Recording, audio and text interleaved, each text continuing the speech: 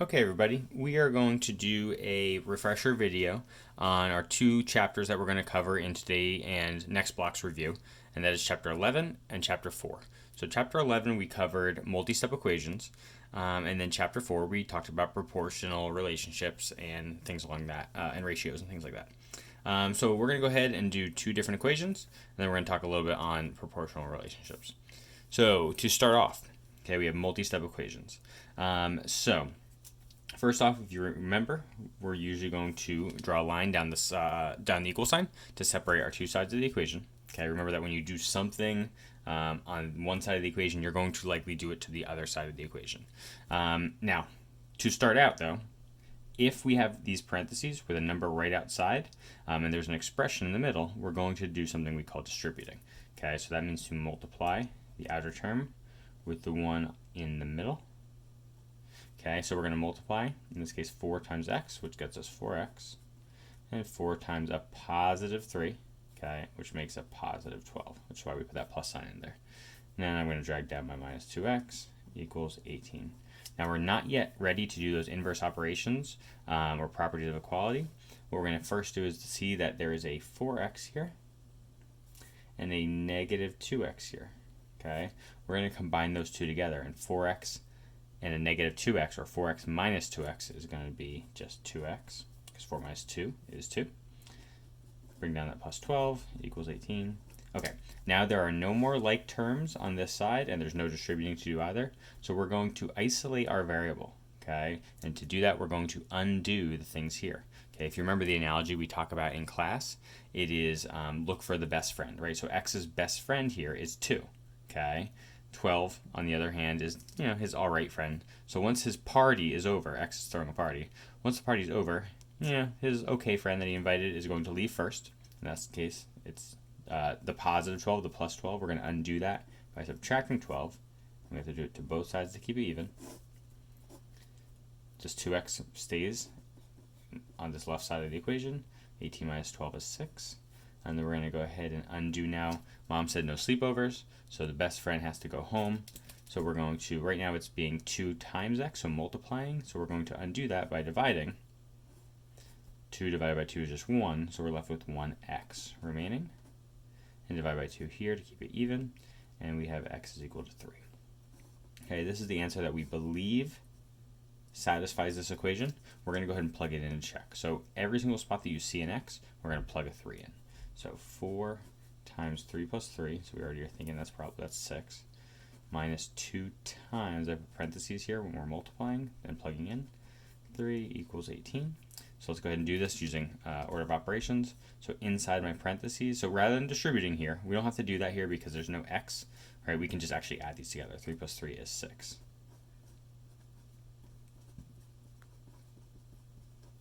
Okay, 4 times 6 is 24.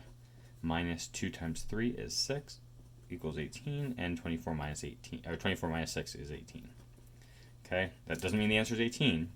It just means that 3, when plugged into the equation, okay, 3 is the solution that satisfies this problem. All right, so now let's go ahead and hit one where we have variables on both sides of our equation. Okay, we're still going to draw that wall down the middle. Okay, now first, look at each side. Is there any distributing or combining, kind of like what we had over here? We have a 2x and a negative 9. Those are not like terms. Okay, so we can't do any of that. How about on this side? Nope, not like terms. So we're going to go ahead now, and we want all our variables to be on one side. Okay, I didn't mention it earlier, but I am going to go ahead and just write it right here. We used DCMI as our acronym. Remember that D was to distribute. Spelling it wrong. Distribute. C meant to combine, M meant to move variables to one side, and then I stood for inverse operations, which is basically the party analogy. All right, so at this point, no distributing, no combining, so now we're going to move our variables to one side. So we like to move the smallest one away, so negative 5 is smaller than 2x, so we're going to do the inverse here. We're going to add 5x to both sides. 2x plus 5x equals 7x. We'll bring down the negative 9 and the negative 2. Okay, we want to go ahead and move this away now to the other side. So all our variables move to the left, all our constants move to the right. So we're going to add 9. 7x is equal to negative 2 plus 9. That's going to end up being 7, right? We're adding a positive and a negative together. It's kind of like tug of war, and the positives are going to be the stronger one. They're going to win, and they're going to win by 7. So last step is here we're going to divide by 7. So x is equal to 1. Okay, and again, that's what we think the answer is. We're going to go ahead and check it by plugging it in for both of these x's. So 2 times 1 is equal to negative 5 times 1 minus 2. So this right here, 2 times 1 is just 2 minus 9, and negative 5 times 1 is negative 5 minus 2. 2 minus 9, kind of, the opposite of what we had here. This is going to end up being a negative 7, and this right here, negative 5 minus 2. That's minusing 5, and then essentially minusing 2 more. Okay, so if we had a number line, and this is 0, we're subtracting 5, and then we're subtracting 2 more. Okay, alternatively, if you like to do keep change opposite, it's like negative 5 plus negative 2. So this is negative 7. So once again, that is our answer. X equals 1. All right, 3 more little problems. So we have equivalent ratios. This is getting into chapter 4. Equivalent ratios, okay, equivalent fractions. The idea here is we have 20/30ths. Okay, what are some equivalent fractions to that? Well, one ways that you can figure this out is by multiplying the numerator and the denominator by the same thing. Okay, so let's just, for example, say we multiplied the top by 2 and the bottom by 2, we would get 40/60ths. Okay, these have the same value, and the way you know that is because, just for instance, say I have the number 3, and I multiply this by 1. Well, does the value change? No, it stays as 3. Right here, when we multiply by a 2 on the top and 2 on the bottom, we're really multiplying by 2 over 2. And what is 2 over 2? It's 1. So just like over here, when we multiply by 1, nothing happened, like to the value. Well, same thing happens here.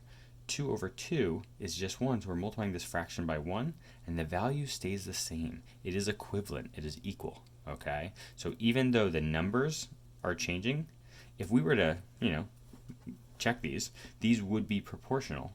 You know what? Just to prove it, let's do this. We're going to simplify each of these. Okay, so this is actually a different question.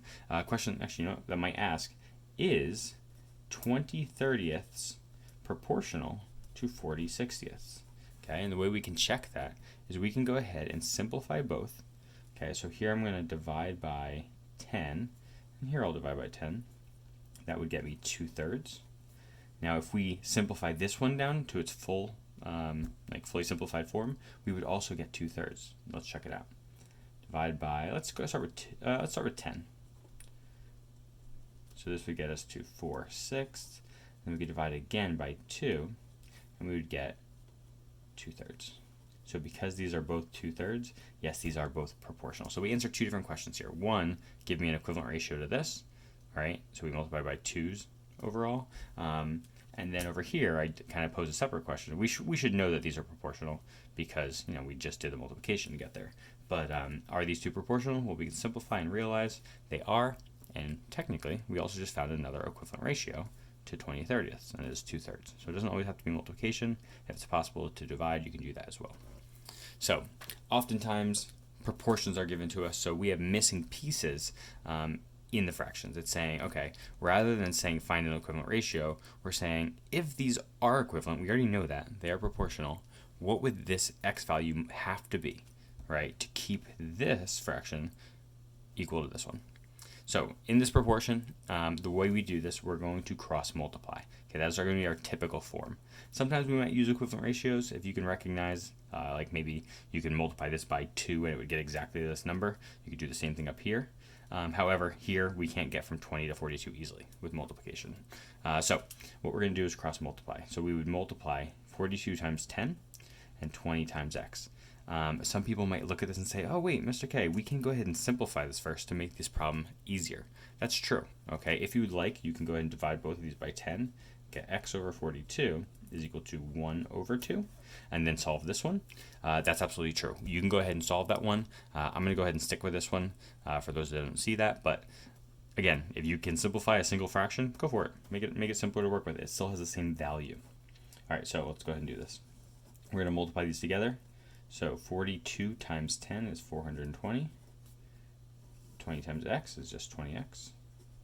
And we're going to put an equal sign in here. What we're doing is we're creating an equation because with proportions, okay, these two values multiplied together are going to be equal to these two multiplied together. So simple equation here, we're just going to divide by 20 to get x by itself.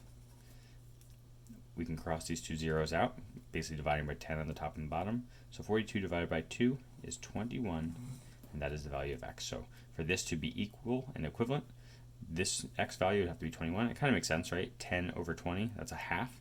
Well, 21 over 42, that's a half as well. So that would make sense for this x value. Okay, last one. Put together a really quick, simple word problem that involves proportions. So it says 42 cups of flour are needed to make 30 cupcakes. How many cups of flour would be needed to make just 5 cupcakes? So what's really important here, first off, we're going to set up a proportion. What's really important here is to match up labels. Okay, I want you to include them. So we're dealing with cups of flour and cupcakes. So actually those are kind of similar. But I'm going to write down cups, and I'm just going to write down cakes. Okay, and on this other side, we should also have cups and cakes. Okay, so 42 cups was used to make 30 cupcakes, so those match up. And it says how many cups of flour? Oh, the unknown thing is cups, right? So cups is going to be my x for 5 cupcakes. Okay, so here's our proportion. This time we are going to, let's go ahead and use the simplified form. So 42 and 30 I know can both be divided by 2. So I'm going to simplify this by dividing by 2. So now my new proportion is going to be 21 over 15 is equal to x over 5. Oh, and I see that these can both be divided by 3 again. Again, we're just making this one fraction simpler, okay? But it has the same value because technically we're just dividing by 1, okay? So this ends up getting a 7 over 5 is equal to x over 5. And actually, we can kind of have our answer shouting out at us. If 5 is on the denominator of both, well, then 7 must be on the denominator of both. We can go through with our cross multiplying anyway, but this would be 5x is equal to 35 divided by 5 divided by 5, x equals 7.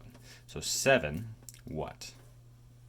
Cups. Okay, because we labeled our proportion, it makes it really easy to see what the unknown was. It was 7 cups of flour.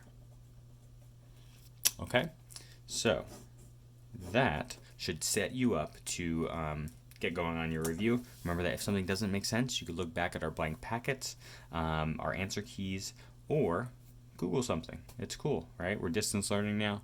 Go ahead and Google something if you don't quite remember it, and you can do a little investigation. Good luck.